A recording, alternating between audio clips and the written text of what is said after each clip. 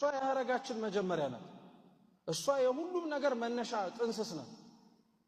እና ሰማይና ምድር እየተባሉ የሚጠሩት ነገሮች በሙሉ መነሻቸው ለፍጥረት ይሆናል እንጂ ፍጻሜያቸው ለእመቤታችን። አረ እንደውም ይሄ አይድነቃችሁ እግዚአብሔር አምላክ ስነ ፍጥረትን ያዘጋጀው ለእመቤታችን ነው ብዬ ብነግራችሁስ። ሁሉም ነገር የተፈጠረው ስለሷ ሲባል፣ ሁሉም ነገር የተገኘው ስለሷ ሲባል። እግዚአብሔር ግን በጣም የሚደንቃችሁ እኚህ ሁሉ ፍጥረታት ከመኖራቸው በፊት ግን አንድ ደግሞ ከሁሉም ዓለም በፊት የነበረች ዓለም ነበረች።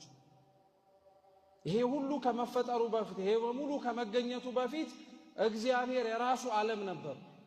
ያ ዓለሙ በህሊናው ታስባ ትኖር የነበረችው እመቤታችን ናት። ለእግዚአብሔር ህሊና እመቤታችን መታሰቧ እንደ እናቱ ብቻ እንዳይመስላችሁ ዓለሙም ጭምር ናት እመቤታችን ለሱ። እኛ በዚህች ዓለም ላይ ከዚህ ከላይ ካለው ከሰማይ ከታች ከተቀመጥንበት ከምድር አናመልጥ።